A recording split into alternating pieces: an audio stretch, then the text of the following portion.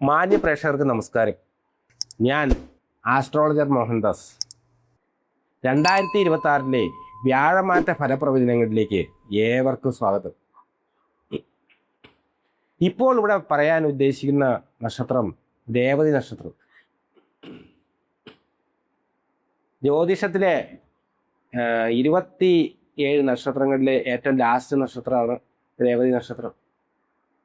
അസാധ്യമായിട്ടുള്ള കഴിവുള്ളവർ, വിവരമുള്ളവർ, deal ചെയ്യാൻ അറിയാവുന്നവർ, എന്ത് കാര്യവും മാൻ ഓഫ് ഡീലിങ്സ് എന്ന് പറഞ്ഞ കാര്യം, എന്ത് കാര്യവും ഡീൽ ചെയ്യാൻ അറിയാവുന്ന ആൾക്കാർ, എല്ലാവരെയും തൃപ്തിപ്പെടുത്താൻ അറിയാവുന്ന ആൾക്കാർ എന്ന് വെച്ചുകൊണ്ടോ അവർക്ക് വ്യക്തമായിട്ടുള്ള അഭിപ്രായം കാഴ്ചപ്പാടൊക്കെ ഉണ്ട് കേട്ടോ. ആരെന്തൊക്കെ പറഞ്ഞു കഴിഞ്ഞാൽ പക്ഷെ അങ്ങനെ ഒരാൾക്കടുത്ത് വെട്ടി തുറന്ന് അങ്ങനെ പറഞ്ഞ് വഴക്കുണ്ടാക്കാൻ നോക്കില്ല. നല്ല ബിസിനസ് മൈൻഡുള്ള ആൾക്കാരായിരിക്കും.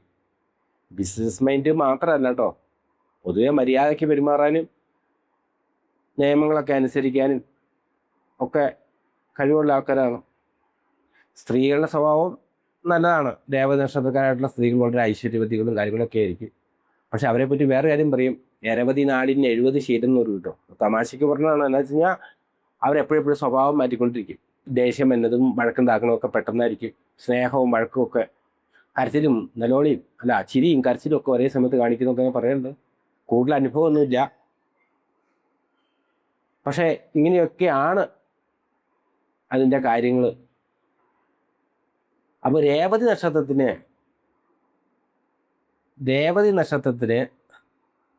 വ്യാഴമാറ്റം എങ്ങനെയാണ് സംഭവിക്കുന്നത്? 2026 ജൂൺ മാസം 2-ാം തീയതി വ്യാഴം മിഥുനത്തിൽ നിന്ന് കർക്കിടകത്തിലേക്ക് പോവുകയാണ്. അപ്പോൾ രേവതി നക്ഷത്രക്കാർക്ക് മീനം, മേടം, എടവം, മിഥുനം, കർക്കിടകം 5-ാം ഭാഗത്തേക്ക് പോവുകയാണ്. 5-ാം ഭാഗത്തേക്ക് പോകാന്ന് വെച്ചാൽ ഇതിൽ കൂടുതൽ നല്ലതൊന്നും വരാനില്ല. ജാതകത്തിൽ തന്നെ ഏറ്റവും നല്ല 2 സ്ഥാനം എന്ന് വെച്ചാൽ 5, 9 സ്ഥാനമാണ്. പരമപവിത്രമായിട്ടുള്ള ഏറ്റവും വലിയ ആധ്യാത്മിക ഗ്രഹം, മുഴുവൻ ദൈവചൈതന്യമാണ്. ഭൂമിയുടെയൊക്കെ പല മാസം വലിപ്പമുള്ള, പല ഇരട്ടി മാസമുള്ള ഈ ഗ്രഹം അത് മുഴുവനും ഡിവൈനാണ്. ദൈവികത, അമൃതാണ് നിറഞ്ഞു നിൽക്കുന്നത്. പൂർണ്ണമായിട്ടും ആധ്യാത്മികതര ഗ്രഹമാണ്. ഭാരത ജ്യോതിഷത്തിലാണെങ്കിലും അറബി ജ്യോതിഷത്തിലാണെങ്കിലും യൂറോപ്യൻ ജ്യോതിഷത്തിലൊക്കെ ആണെങ്കിലും ജൂപ്പിറ്റർ ദൈവമാണ്. അത് ദൈവത്തിൻ്റെ ദൂതനാണ്. സ്വർഗത്തിൽ നിന്ന് തുറന്നേക്കുന്ന വാതിലാണ്, അത് ജനലാണ്. അപ്പം അങ്ങനെയുള്ള ആ ഗ്രഹം 5-ാം ഭാഗത്തേക്ക് തന്നെ വരിക എന്ന് വെച്ചാൽ മീനക്കൂറുകാർക്കുടെ ഭാഗ്യമാണ്. പൂട്ടാതി അവസാന നാഴിക, ഉത്രട്ടാതി രേവതി ഇത്ര നക്ഷത്രമാണ് മീനക്കൂറിനുള്ളത്. പക്ഷെ അവർക്ക് വേറെ കുഴപ്പമുണ്ട് കേട്ടോ, അതൊന്നും പറയണം ഇപ്പോഴത്തെ കണ്ടീഷനിൽ. അതെന്താണ് കുഴപ്പം എന്ന് വെച്ച് കഴിഞ്ഞിട്ടുണ്ടെങ്കിൽ, മീനക്കൂറുകാർക്ക് ഇപ്പോൾ ജന്മശനി കാലമാണ്. ചന്ദ്രൻ്റെ തലേ രാശിയിൽ 2.5 കൊല്ലം, ചന്ദ്രക്ഷേത്രത്തിൽ 2.5 കൊല്ലം, ചന്ദ്രൻ്റെ പിറ്റേ രാശിയിൽ 2.5 കൊല്ലം, അങ്ങനെയാണ് 7-ാം ശനി. ഇപ്പോൾ 7 ശനി തുടങ്ങിക്കഴിഞ്ഞിട്ട് ആദ്യത്തെ ഘട്ടം കഴിഞ്ഞ് 2-ാമത്തെ ഘട്ടത്തിലേക്ക് വന്നേക്കുകയാണ്. ഇനി അങ്ങനെ 1 വർഷത്തെ ചില്ലാൻ സമയവും കൂടി ഈ ജന്മശനി ഉണ്ട്. അത് കഴിഞ്ഞാൽ 7 ശനിയുടെ തന്നെ അടുത്ത പാർട്ടിലേക്ക് പോകും. അപ്പോൾ എത്ര നല്ല ദശയാണെന്നും കാര്യങ്ങളൊക്കെ ആണെങ്കിലും ഈ ജന്മശനി കാലം എന്ന് പറയുന്നത് ഇത്തിരി സൂക്ഷിക്കേണ്ട കാലമാണ്. വ്യാഴം നല്ല സ്ഥാനത്തേക്ക് വന്നു കഴിയുമ്പോൾ എന്ത് സംഭവിക്കും? എത്ര കൊള്ളില്ലാത്ത ദശയാണെങ്കിലും, ദശയെ കൂടിയാണ് ഇപ്പോൾ നിങ്ങൾ കടന്നു പോയിക്കൊണ്ടിരിക്കണമെന്നുണ്ടെങ്കിലും, ഈ ജന്മശനി കാലമൊക്കെ ഉണ്ടെങ്കിലും ഇത്രയും സ്ട്രോങ് ആയിട്ടൊരു ഭാഗത്തേക്ക് ഈ വ്യാഴം വരുമ്പോൾ അതിൻ്റേതായിട്ടൊരു ഗുണം കാണിക്കും. ഈ കൊള്ളില്ലാത്ത കാര്യങ്ങൾക്കൊക്കെ വളരെ പരിമിതപ്പെടും, വളരെ ആശ്വാസം കിട്ടും. മനസ്സിനും ആത്മാവിനും ശരീരത്തിനൊക്കെ വളരെ ആശ്വാസം കിട്ടും. നിങ്ങൾ ഇടപെടുന്ന കാര്യങ്ങളിലെല്ലാം വിജയം ഉണ്ടാവും. ഒരു നല്ലൊരു പകുതി നിങ്ങളുടെ ഇതിൽ നിന്നുള്ള ഗുണം ശനി അപഹരിച്ചുകൊണ്ട് പോകും. എങ്കിൽ പോലും കഴിഞ്ഞ ഒരുത്തക്കാരൊക്കെ വളരെ നല്ല രീതിയിലുള്ള ഒരു ജീവിതവും കാര്യങ്ങളൊക്കെ നിങ്ങൾക്ക് ഉണ്ടാവും എന്നുള്ളതിന് യാതൊരു സംശയമില്ല. 2026 ജൂൺ 2-ാം തീയതി 5-ാം ഭാഗത്തേക്ക് തന്നെ വ്യാഴം 2026 തന്നെ, അതായത് 10-ാം മാസം ചിങ്ങൻ രാശിയിലേക്ക് പോകും. അപ്പം എങ്ങോട്ട് പോകും? 5-ൽ നിന്ന് വ്യാഴം 6-ാം ഭാഗത്തേക്ക് പോകും. അതിചാരം എന്ന് പറഞ്ഞൊരു വൈഭവത്തിൽ കൂടെയാണ്. 1 കൊല്ലം കൊണ്ട് സഞ്ചരിക്കുന്ന ഗ്രഹം 2-3 മാസത്തേക്ക് ചുമ്മാ ചാടിക്കയറി അടുത്ത രാശിയിലേക്ക് പോണ പരിപാടിയാണ്. അതിചാരം എന്ന് പറഞ്ഞാൽ വേഗത കൂടി പോകും. അതുപോലെ തന്നെ നിന്ന നിപ്പിൽ ഗ്രഹം പുറകോട്ട് യാത്ര ചെയ്യുന്ന കാര്യത്തിലാണ് വക്രം എന്ന് പറയുന്നത്. അപ്പോൾ 2026 10-ാം മാസത്തോടെ അതിചാരത്തിലൂടെ ചിങ്ങത്തിലേക്ക് പോയി 6-ാം ഭാഗത്ത് വരികയും 2027 ജനുവരി അവസാനത്തോടെ വക്രബലം വരുന്നു നേരെ പുറകോട്ട് മാറി വീണ്ടും കർക്കിടകത്തിലേക്ക് വരികയും 2027 ജൂൺ 26-ാം തീയതി വീണ്ടും ചിങ്ങത്തിലേക്ക് തന്നെ പോവുകയും ചെയ്യും. അപ്പോൾ ഈ വർഷത്തെ വ്യാഴത്തിൻ്റെ ഗോചര യാത്ര എന്ന് പറഞ്ഞാൽ ഇങ്ങനെയാണ്. അപ്പോൾ രേവതി നക്ഷത്രക്കാരെ സംബന്ധിച്ചിടത്തോളം വളരെ നല്ലതാണ്. ഈ വർഷത്തിൻ്റെ ആദ്യ അവസാനവും വളരെ നല്ലതാണ്. സന്താനഭാഗ്യം, വ്യാഴം സന്താനകാരകനാണ്. ഏറ്റവും പ്രധാനമായിട്ട് വിവാഹമൊക്കെ കഴിഞ്ഞ് വളരെ നാളുകളായിട്ടും മക്കളില്ലാത്തതിൻ്റെയൊക്കെ വിഷമത്തിൽ നിൽക്കുന്ന ദമ്പതിമാർക്ക് അവിടെ ചികിത്സ ചെയ്തു, ഇവിടെ ചികിത്സ ചെയ്തു, അങ്ങേരെ കണ്ടു, ഇങ്ങേരെ കണ്ടു, ആ മരുന്ന് കഴിച്ചു, ഈ ലേഹ്യം കഴിച്ചു, എന്നിട്ടൊന്നും വിശേഷമില്ല. ഒരു കല്യാണ വീട്ടിൽ പോലും പോകാൻ പാടില്ല. ആൾക്കാർ പതുക്കെ ചോദിക്കും വിശേഷമൊന്നും ആയില്ലെന്ന് ചോദിക്കും. ആൾക്കാർക്ക് ഇങ്ങനെ ഉള്ളവർക്ക് സംബന്ധിച്ചിടത്തോളം ഇച്ചിരി വിഷമമാണുള്ളത് കേൾക്കണേ. അപ്പോൾ അവർക്ക് ശരിക്കും സമാധാനിക്കാം. നിങ്ങൾക്ക് മക്കളുണ്ടാവാൻ യോഗമുള്ള ആൾക്കാരാണെങ്കിൽ ഈ കൊല്ലം വ്യാഴം അനുകൂലമാവുന്ന സമയത്ത് നിങ്ങൾക്ക് എങ്ങനെയായാലും സന്താനഭാഗ്യം ഉണ്ടാവും. സമ്പത്തിൻ്റെ ഗതികളൊക്കെ മുമ്പോട്ട് പോകും. നമ്മൾ ലോണിനോ കാര്യങ്ങളോ ഒക്കെ ആയിട്ട് പല ബാങ്കുകളെയൊക്കെ നമ്മൾ സമീപിച്ചു. അവരൊക്കെ ഒഴിവാക്കിയ കേസാണെങ്കിൽ പോലും അവർ പോലും ചിലപ്പോൾ നമുക്ക് പറഞ്ഞ തുക വലിയ പ്രശ്നങ്ങളും ഇല്ലാതെ തരും. ചിട്ടി അങ്ങനത്തെയുള്ള കാര്യങ്ങളൊക്കെ കിട്ടും. പൈസ നല്ല രീതിയിൽ വിനിയോഗിക്കാൻ ഇടവരും. പൈസ കൊണ്ട് ചിലവാക്കൽ 2 വിധം ഉണ്ടല്ലോ. വളരെ മനസ്സ് വിഷമിച്ചുകൊണ്ട് പൊടില്ലാതെ കൊടുക്കുന്നത്, അതേമാതിരി നല്ല കാര്യത്തിന് മനസ്സറിഞ്ഞ് കൊടുക്കുന്നത്. അപ്പം നല്ല കാര്യത്തിന് മനസ്സറിഞ്ഞ് കൊടുക്കുന്ന രീതിയിൽ കൂടെ ഉള്ള പണച്ചെലവുകൾ വരും. പുത്രൻ, അതേമാതിരി ധനം, ദൈവാധീനം. ദൈവം ഉണ്ടോയെന്ന് തന്നെ കാര്യത്തിന് വലിയ ഉറപ്പൊന്നും ഉണ്ടായിരുന്നില്ല. ഒരു കാര്യത്തിനും പോകാറൊന്നുമില്ല. ഉത്സവകാലത്ത് പോലും അമ്പലത്തിൽ പോലാത്ത ആൾക്കാരുണ്ടല്ലോ. അപ്പോൾ അങ്ങനത്തെ ഉള്ള ആൾക്കാർക്കൊക്കെ ക്ഷേത്ര ദർശനം അല്ലെങ്കിൽ പള്ളിയിൽ പോകാനോ അല്ലെങ്കിൽ അങ്ങനത്തെ ഉള്ള കാര്യത്തിനൊക്കെ ആയിട്ടുള്ള കാര്യങ്ങൾ വരികയും 1-2 പ്രാവശ്യമൊക്കെ പോയി പിന്നെ സ്ഥിരമായിട്ട് ഞായറാഴ്ചയല്ലേ എന്നാൽ പള്ളിയിൽ പോയേക്കാം, അല്ലെങ്കിൽ വ്യാഴാഴ്ചയല്ലേ അടുത്തുള്ള അമ്പലത്തിൽ പോയേക്കാം തോന്നണ മാതിരിയുള്ള മാനസികാവസ്ഥയൊക്കെ 5-ലെ വ്യാഴം വരുത്തും. പഠിപ്പിച്ചുകൊണ്ടിരുന്ന സാറുമാരെയൊക്കെ വളരെ അത്ഭുതമായിട്ട്, ആ സാറിനൊക്കെ ജീവിച്ചിരിപ്പുണ്ടെന്നല്ല നമുക്ക് അറിയാൻ പാടില്ല, വയസ്സായി കാണും. അപ്പോൾ യാദൃശ്ചികമായിട്ട് അവരുടെ മുമ്പിൽ നമ്മൾ ചെന്ന് പെടുകയും അവരോട് 2 സന്തോഷവാക്കൊക്കെ പറയാനോ ആ കയ്യേലൊക്കെ ഒന്ന് തൊടാനോ അങ്ങനെയൊക്കെയുള്ള കാര്യത്തിൽ ഒക്കെ ഇടവരും. അവരെ അനുഗ്രഹത്തോടു കൂടി നമ്മൾ പഠിപ്പിച്ച പിള്ളയാണ്, മിടുക്കനാട്ടോ, ഇത്ര നാളായിട്ടും നമുക്ക് വയസ്സൊക്കെ ആയിട്ടും നമ്മളെ അവൻ കണ്ടിട്ട് അനുമോദിച്ചല്ലോ എന്നുള്ള രീതിയിൽ നല്ലതായിട്ടൊന്ന് മനസ്സിൽ തോന്നിയാലോ കുരുത്തം കിട്ടും. ഇതൊക്കെ 5-ാം ഭാഗത്ത് വ്യാഴം ചെയ്യുമ്പോൾ ഇരിക്കുന്ന കാര്യമാണ്. ശിഷ്യന്മാർക്കാണെങ്കിലും നല്ല ഗുരുക്കന്മാരെ കിട്ടും. പഠിക്കാൻ പോണ സ്ഥലങ്ങളിൽ നന്നായിട്ട് പഠിപ്പിക്കാൻ അറിയാവുന്ന ശിഷ്യനെ മക്കളെ ഒരുപോലെ തന്നെ കാണുന്ന സർമാരെന്നാണ് പറയുന്നത്. ശിഷ്യനും പുത്രനുമായിട്ട് വ്യത്യാസം ഉണ്ടാകാൻ പാടില്ലാത്തവൻ. അപ്പോൾ അതുപോലെ തന്നെയൊക്കെ മക്കളെ പോലെ കാണുന്ന സാർമാരെ ഗുരുക്കന്മാരെയൊക്കെ പഠിപ്പിക്കാൻ കിട്ടും. ഇഷ്ടമുള്ള കോഴ്സ് കിട്ടും. അലസത മടിയൊക്കെ ഉള്ളവനൊക്കെ അതൊക്കെ മാറ്റി വെച്ച് നന്നായിട്ട് പഠിക്കും. നല്ല രീതിയിലുള്ള സർട്ടിഫിക്കറ്റും കാര്യങ്ങളൊക്കെ ഉണ്ടാക്കാൻ ഇടവരും. അതുപോലെ നിങ്ങളുടെ മക്കളുടെ ജോലിക്കൊക്കെ വേണ്ടിയിട്ട് പരമാവധി കഷ്ടപ്പെട്ടും വിഷമിച്ചൊക്കെ നടന്ന പിള്ളേരാണെന്നുണ്ടെങ്കിൽ അവർക്ക് ഒട്ടും പ്രതീക്ഷിക്കാത്ത രീതിയിൽ ഒരു നല്ലൊരു ജോലിയൊക്കെ കിട്ടും. കല്യാണം മുടങ്ങി കിടന്ന കുട്ടികൾക്കിടെ കല്യാണമൊക്കെ നടക്കും. സ്വർണം ഉണ്ടാക്കി വെച്ച് വിദ്യാഭ്യാസവും ചെയ്യിപ്പിച്ച് എല്ലാം ഉണ്ടാക്കി വെച്ച് സുന്ദരിയായിട്ടുള്ളൊരു മോള് എന്തോരം ആലോചന ഒന്നും നേരെയോ വന്നില്ല. അങ്ങനെയൊക്കെ വിഷമിച്ച് ഞങ്ങളെപ്പോലുള്ള ജ്യോതിഷന്മാരൊക്കെ പറഞ്ഞ് അവിടെ വഴിപാട് കഴിപ്പിച്ച് ഇവിടെ വഴിപാട് കഴിപ്പിച്ച് നേർച്ചയൊക്കെ ഇട്ടുകൊണ്ടിരിക്കുന്ന കേസിലൊക്കെ നിങ്ങൾ അതിശയം പോലെ നിങ്ങൾക്ക് നല്ല രീതിയിലുള്ള മക്കൾക്കിടെയോ കല്യാണം നടന്നു കിട്ടും. ഇനി 10-ാം മാസം ചിങ്ങത്തിലേക്ക് പോയിക്കുമ്പോഴോ വ്യാഴം 6-ാം ഭാഗത്തേക്ക് പോകും. ഇപ്പം ഈ പറഞ്ഞതിനൊക്കെ കുറച്ച് വിപരീതം ഉണ്ടാവും.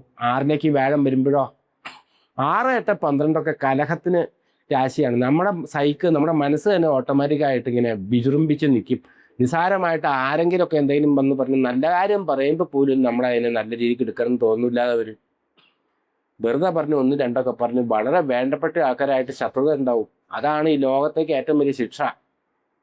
നമുക്ക് വിളിച്ച് ചോദിച്ചു കഴിഞ്ഞാൽ അവർ ഫോൺ എടുക്കില്ല. നമ്മൾ എന്തെങ്കിലും പറഞ്ഞോ, അങ്ങനെ പറഞ്ഞതായിട്ട് നമുക്ക് അത്രമാത്രം കുഴപ്പമായിട്ട് നമ്മൾ സംസാരിച്ചിട്ടുമില്ല. പക്ഷേ എതിർകക്ഷി ധരിക്കുന്നത് വളരെ മോശമായിട്ട് രീതിയിലേക്ക് ഇങ്ങനെ ഒത്തിരി ആളും മിണ്ടാതൊക്കെ ഇരിക്കുന്ന ആൾക്കാരെ നമുക്കറിയാം. ഇങ്ങനെയുള്ള സമയദോഷവും കഷ്ടകാലമൊക്കെ വരുമ്പോൾ അപ്പോൾ അങ്ങനെയുള്ള പ്രശ്നങ്ങൾ ഉണ്ടാവാം.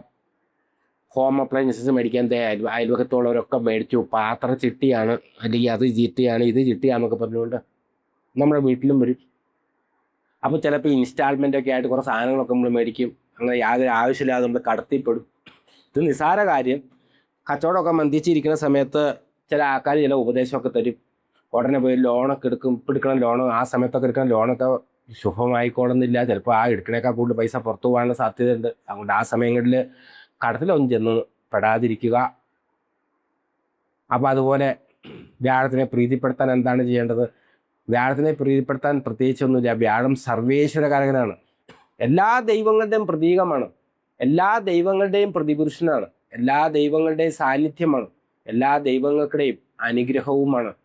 അപ്പോൾ അതിൻ്റെ പേരിൽ നിങ്ങൾ നിങ്ങളെ കാരണവന്മാരായിട്ട് പഠിപ്പിച്ച് കൊണ്ടുവന്നിരിക്കുന്ന യഥാർത്ഥമായിട്ടുള്ള ആ എന്താ പറയുക, ആ ആരാധനാ കാര്യങ്ങളെല്ലാം ആത്മാർത്ഥമായിട്ട് മുമ്പോട്ട് കൊണ്ടുപോകണമെന്ന് മാത്രമേ പറഞ്ഞോളൂ. വ്യാഴം സർവേശ്വരകാരകനാണ്. എല്ലാ ദൈവത്തിൻ്റെയും കാരകത്വമുണ്ട്. ഏത് ദൈവത്തിനെ വെച്ചാലും അനുഗ്രഹം കിട്ടുന്നത് വ്യാഴത്തിൽ കൂടിയാണെന്നാണ് ജ്യോതിഷം പറയണത്. അപ്പോൾ ഹിന്ദുക്കളായിട്ടുള്ള ആൾക്കാരോട്, പ്രത്യേകിച്ച് പന്തി പക്ഷഭേദം പറഞ്ഞതല്ല, ഹിന്ദുക്കളായിട്ടുള്ള ആൾക്കാരോട് വേറൊരു കാര്യോടും പറയാം. എന്നാന്ന് വെച്ചാൽ എല്ലാവരോടും ആയിട്ടോ പറയണേ, ഇന്ന ആൾക്കാരോടൊന്നുമല്ല. നമ്മുടെ പഴയ ആചാര്യന്മാരും നമ്മുടെ പുസ്തകങ്ങളിലൊക്കെ പറയുന്നത് വിഷ്ണുവിനെ ഭജിക്കുന്നത് വളരെ നല്ലതാണ് വ്യാഴം എന്ന്. വ്യാഴത്തിൻ്റെ ഗുണം നരുവാട്ടിന് കിട്ടാൻ, വ്യാഴം വെറും ഒരു ഗ്രഹമല്ല. സ്ഥാനം മാറി കഴിയുമ്പോൾ നല്ല സ്ഥാനത്തേക്കാണ് പോകണമെന്നുണ്ടെങ്കിലും വ്യാഴത്തിനെ നമ്മൾ സ്വീകരിക്കേണ്ടതായിട്ടുണ്ട്. മനസ്സുകൊണ്ട് ആത്മാവുകൊണ്ട് സ്വീകരിക്കേണ്ടതായിട്ടുണ്ട്. അതിനുള്ള ഏറ്റവും നല്ല മാർഗം വിഷ്ണു സേവ ചെയ്യുക എന്നുള്ളതാണ്. വിഷ്ണു സഹസ്രനാമം ജപിക്കണം, നല്ലതാണ്.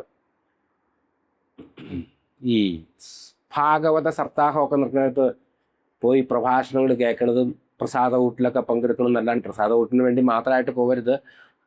അങ്ങനെയാണ് അധികം ആൾക്കാരും. അപ്പോൾ അങ്ങനെ കുറച്ച് നേരം സംഭാഷണവും പ്രഭാഷണവും ഒക്കെ ആയിട്ട് അവിടുത്തെ പൂജകളിലൊക്കെ പങ്കെടുത്ത് അവിടുന്ന് ഭക്ഷണമൊക്കെ കഴിച്ചിട്ട് പോരുക. വളരെ ആനന്ദത്തോടുകൂടി പോരുക. അതുമാതിരി രാമായണം, ഇപ്പോൾ കർക്കിടകമാസമൊക്കെ വന്നെ രാമായണം ഒക്കെ വായിക്കുന്നതാണ്. വിഷ്ണുവാണ്, രാമനും വിഷ്ണു തന്നെയാണ്, വിഷ്ണുവിൻ്റെ അവതാരമാണ്. അപ്പോൾ രാമായണമൊക്കെ വായിക്കുന്നത് നല്ലതാണ്. ഭഗവത്ഗീത വായിക്കുന്നത് നല്ലതാണ്. നാരായണീയൊക്കെ പോലുള്ള സാധനങ്ങൾ വായിക്കുന്നത് നല്ലതാണ്. ഭാഗവതം വായിക്കുന്നത് നല്ലതാണ്. അതേമാതിരി ഭാഗ്യസൂക്ത പുഷ്പാഞ്ജലി, ഐക്യമത്യ സൂക്ത പുഷ്പാഞ്ജലി, ശത്രുസംഹാര പുഷ്പാഞ്ജലി, ഇങ്ങനെയുള്ള പുഷ്പാഞ്ജലികളൊക്കെ അതാത് മൂർത്തികളുടെ അടുത്ത് നടത്തുന്നത് നല്ലതാണ്. എന്നുവെച്ചാൽ ആറിലേക്ക് വരുമ്പോൾ ശത്രുത്വമൊക്കെ വരുന്നു പറഞ്ഞല്ലോ. അപ്പോൾ പൊതുവെ വിഷ്ണുവിനെ ഭജിക്കുന്നത് നല്ലതാണ്. തൊട്ടടുത്തുള്ള വിഷ്ണു ക്ഷേത്രത്തിൽ, രാമനായിക്കോട്ടെ കൃഷ്ണനായിക്കോട്ടെ ആര് വേൾഡും ആയിക്കോട്ടെ, തൊട്ടടുത്തുള്ള വിഷ്ണു ക്ഷേത്രത്തിൽ വ്യാഴാഴ്ച പോയി തൊഴുന്നത് നമ്മുടെ കൈ കൊണ്ട് ഒരു നെയ്വിളക്ക് കത്തിച്ച് വെക്കാൻ സാധിക്കുകയാണെങ്കിൽ അത് വളരെ നല്ലതാണ്. എല്ലായിടത്തും സാധിക്കില്ല. സാധിക്കുന്ന സ്ഥലത്ത് സമയമൊക്കെ ഉണ്ടെന്നുണ്ടെങ്കിൽ നിസ്സാരമല്ല, ചെറുതായിട്ടൊരു പരിപാടി ഞാൻ പറഞ്ഞുതരാം. നെയ്വിളക്ക്, തുളസിമാല, ഭാഗ്യസൂക്ത പുഷ്പാഞ്ജലി, ഭാഗ്യസൂക്ത മന്ത്രം കൊണ്ടുള്ള പുഷ്പാഞ്ജലി, പാൽപ്പായസ നൈദ്യം ഒരു 3 പ്രാവശ്യം 3 വ്യാഴാഴ്ചയെങ്കിലും അടുപ്പിച്ച് നടത്തണം. 3 എന്നാണ് വ്യാഴത്തിൻ്റെ സംഖ്യ. അതുമാതിരി അമ്പലത്തിൽ പോകുമ്പോൾ 3 പ്രദക്ഷിണം വയ്ക്കണം. നാരായണാൻ ജപിച്ചുകൊണ്ട് തന്നെ പ്രദക്ഷിണം വയ്ക്കണം. ആരും കാണും കേൾക്കുമൊന്നും വേണ്ട, മനസ്സിൽ ജപിച്ചാൽ മതി. അപ്പോൾ അങ്ങനെ ചെയ്യണം. അങ്ങനെയൊക്കെ ചെയ്ത് കഴിഞ്ഞിട്ടുണ്ടെങ്കിൽ ഈ വ്യാഴം നിങ്ങൾക്ക് വളരെ അനുകൂലമായിട്ടുള്ള ഫലങ്ങളെ തരും. നേരത്തെ നമ്മൾ കണ്ടകശനിയുടെ കാര്യം പറഞ്ഞു. ഇതിപ്പോൾ ഇവിടെ പ്രതിപാദ്യ വിഷയമല്ല എങ്കിലും പറയുമ്പോൾ നമുക്കത് പറയാതിരിക്കാൻ പറ്റില്ല. കണ്ടകശനി കാലമാണ്. കണ്ടകശനി തന്നെ അല്ല, കണ്ടകശനി പോട്ടെ, ഏഴരശനി കാലമാണ്. ഏഴരശനി തന്നെ നടുമധ്യം എന്നുള്ള രീതിയിലുള്ള ജന്മശനി കാലമാണ്.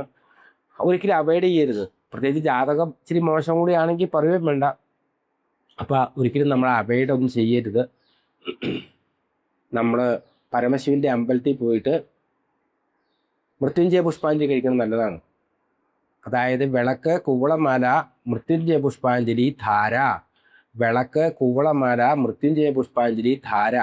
ഇങ്ങനെ ഒരു 5 or 6 പ്രാവശ്യമൊക്കെ അടുപ്പിച്ച് നടത്തുന്നത് നല്ലതാണ്. ഇത് മുഴുവൻ നടത്തിയിട്ടെങ്കിലും ശനിയാഴ്ച ദിവസങ്ങളിൽ ശിവനെ കണ്ട് തൊഴുത് മൃത്യുഞ്ജയ പുഷ്പാഞ്ജലി നടത്തുന്നത് വളരെ നല്ലതാണ്. അപ്പോൾ പൊതുവേ എന്ന് വെച്ച് കഴിഞ്ഞിട്ടുണ്ടെങ്കിൽ ഈ പൂരട്ടാതി അവസാനം ഉത്രട്ടാതി രേവതി വരുന്ന ഈ മീനം രാശിക്കാർ പൊതുവെ ഏഴരശനിയും ഒക്കെ ഉള്ളതുകൊണ്ട് ഇച്ചിരി കഷ്ടകാലത്തിലാണ്. അപ്പോൾ അതുകൊണ്ട് അവർ ജാതക പരിശോധന നടത്തുക. നിങ്ങളുടെ അടുത്ത് തന്നെയുള്ള ഏതെങ്കിലും ഒരു ആചാര്യനെ കൊണ്ട് ജാതക പരിശോധന നടത്തിച്ച് ഇപ്പോഴത്തെ അവസ്ഥ എന്താണെന്നൊക്കെ മനസ്സിലാക്കി അതിനൊക്കെ പരിഹാരം ചെയ്യാൻ വേണ്ടത്. വീഡിയോ ഒക്കെ കണ്ടു കഴിയുമ്പോൾ പലരും വിളിക്കുന്നുണ്ട്, അങ്ങനെ ജ്യോതിഷത്തിൽ തന്നെ ജയിച്ചാൽ മതി എന്നൊക്കെ പറഞ്ഞ അഭിപ്രായം പറയണ്ട. അപ്പോൾ അങ്ങനെ വരുമ്പോൾ നമുക്ക് വിരോധമൊന്നുമില്ല, സന്തോഷമേ ഉള്ളൂ. അങ്ങനെ അപ്പോൾ എന്നെ ഞാൻ നോക്കി തന്നെന്നുണ്ടെങ്കിൽ നിങ്ങൾ ചെയ്യേണ്ട കാര്യം എന്താണെന്ന് വെച്ചാൽ വാട്സാപ്പിനെ വരാവുള്ളൂ. വാട്സാപ്പിൽ കൃത്യമായിട്ട് ഡേറ്റ് ഓഫ് ബർത്ത്, സമയം, ഡേറ്റ് ഓഫ് ബർത്തും ജനന സമയവും വയ്ക്കുക, നിങ്ങളുടെ ജില്ല വയ്ക്കുക. നിങ്ങൾക്ക് അത്യാവശ്യം അറിയേണ്ട 1-2 കാര്യങ്ങൾ കൂടി പ്രതിപാദിക്കുക. അതുപോലെ എല്ലാവരും ഈ വീഡിയോ ലൈക്ക് ചെയ്യണം. ഇഷ്ടപ്പെടുന്നവരെല്ലാവരും ലൈക്ക് ചെയ്യണം, ഷെയർ ചെയ്യണം, സബ്സ്ക്രൈബ് ചെയ്യണം. നമ്മുടെ ഈ വീഡിയോ കൂടെ ജ്യോതിഷത്തിൻ്റെ തന്നെ വളരെ പരമപ്രധാനങ്ങളായിട്ട് ചില കാര്യങ്ങൾ വരുന്നുണ്ട്. വളരെ വിശേഷങ്ങളായിട്ടുള്ള അധികാരം പറയാത്ത കാര്യങ്ങൾ തുടർ സമയങ്ങളിൽ വന്നുകൊണ്ടിരിക്കും. അപ്പോൾ അങ്ങനത്തെ ഉള്ള കാര്യങ്ങളൊക്കെ നിങ്ങൾക്ക് കിട്ടാൻ വേണ്ടി സബ്സ്ക്രൈബൊക്കെ ചെയ്ത് കഴിഞ്ഞാൽ വളരെ ഗുണം ചെയ്യും. അപ്പോൾ എല്ലാ രേവതി നക്ഷത്രക്കാരെയും, പ്രത്യേകിച്ച് എൻ്റെ ഈ വീഡിയോ കേൾക്കുന്ന രേവതി നക്ഷത്രക്കാർ മാത്രമൊന്നും ആവില്ല, എല്ലാവരും ഉണ്ടാവുമല്ലോ, അവരെല്ലാവർക്കും വ്യാഴത്തിൻ്റെ അനുഗ്രഹം ഈ വർഷം വേണ്ടുവോളം ലഭിക്കട്ടെ. ഭഗവാൻ വിഷ്ണു നിങ്ങളെല്ലാവരെയും അനുഗ്രഹിക്കട്ടെ എന്ന് പ്രാർത്ഥിച്ചുകൊണ്ട്, ആശംസിച്ചുകൊണ്ട് ഞാൻ എൻ്റെ വാക്കുകൾ നിർത്തുകയാണ്.